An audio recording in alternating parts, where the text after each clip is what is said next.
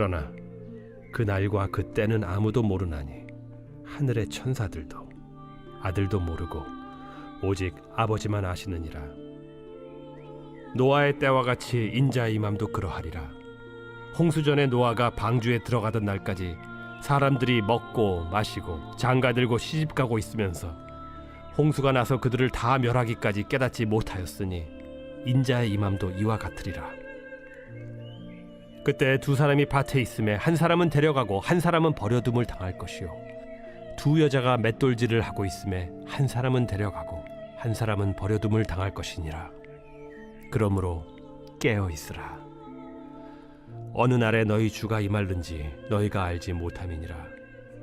너희도 아는 바니 만일 집주인이 도둑이 어느 시각에 올 줄을 알았더라면 깨어 있어 그 집을 뚫지 못하게 하였으리라. 이러므로 너희도 준비하고 있으라. 생각하지 않은 때에 인자가 오리라. 충성되고 지혜 있는 종이 되어 주인에게 그 집 사람들을 맡아 때를 따라 양식을 나눠줄 자가 누구냐? 주인이 올 때 그 종이 이렇게 하는 것을 보면 그 종이 복이 있으리로다.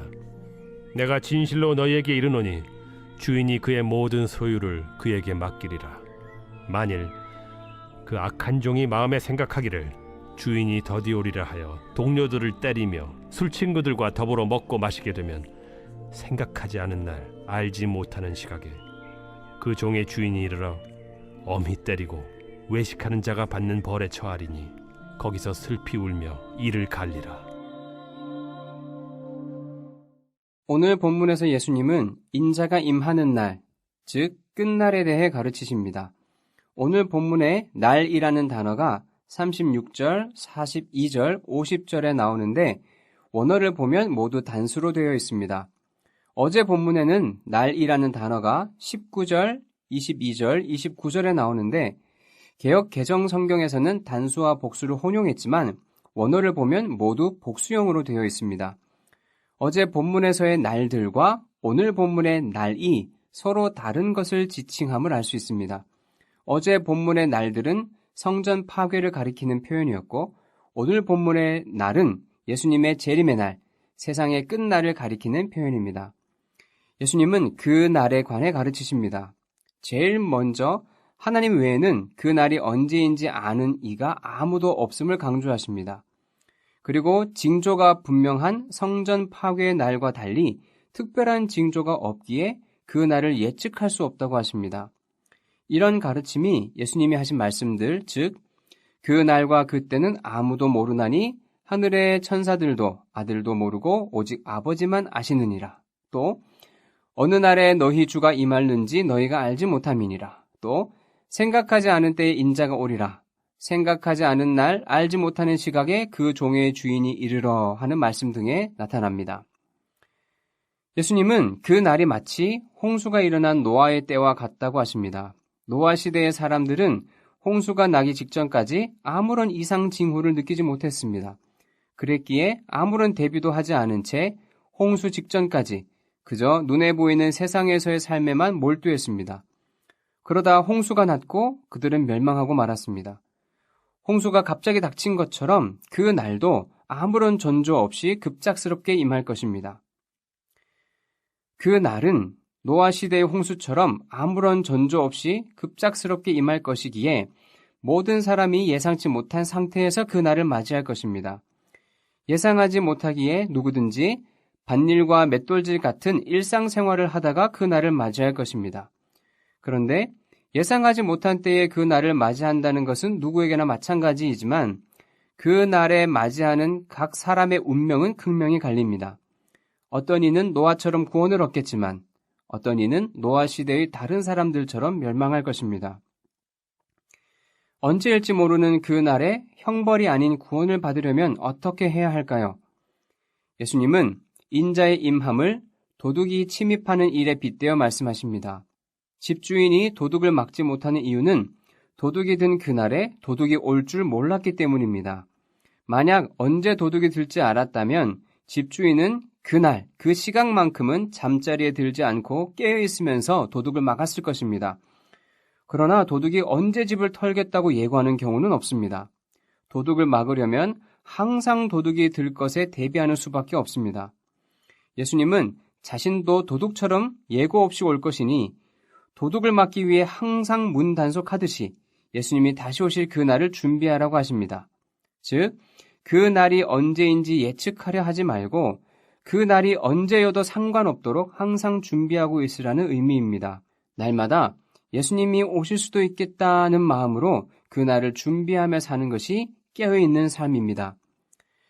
예수님은 깨어있는 삶, 그 날을 준비하는 삶을 충성스러운 종과 악한 종의 비유로 설명하십니다.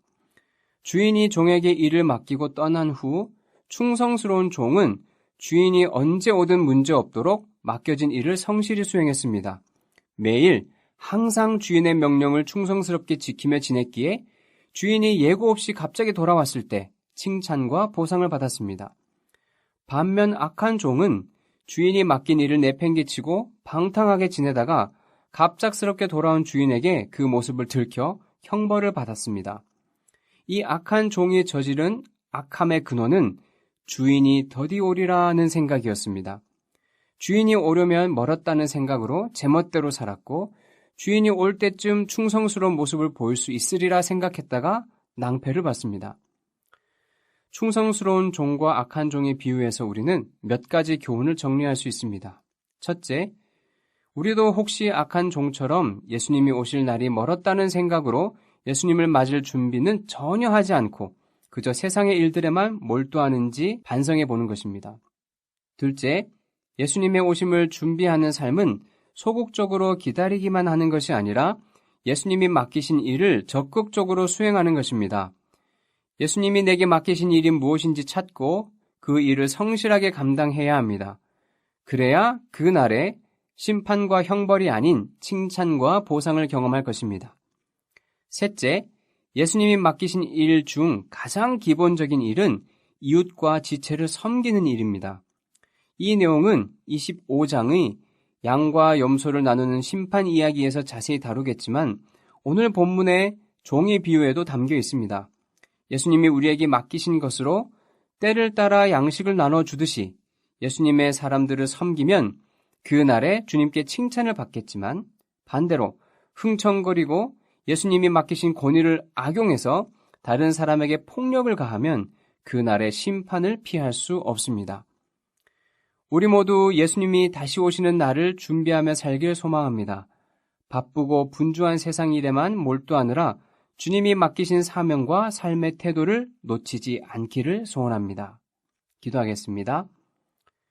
이 땅으로 다시 오겠다고 약속하신 예수님, 우리가 이 땅의 분주함에 마음을 빼앗겨 주님이 다시 오신다는 사실을 잊을 때가 많습니다.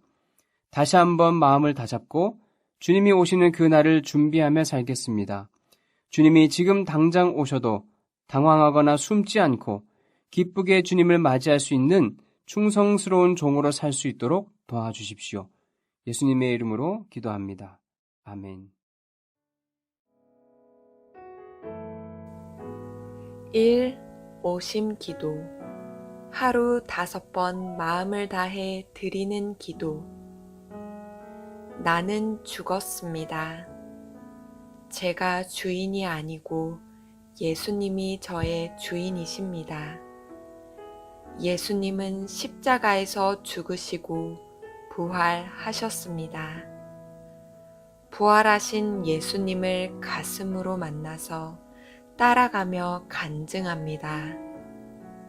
사랑하는 가족과 함께 영광스러운 승리를 노래합니다.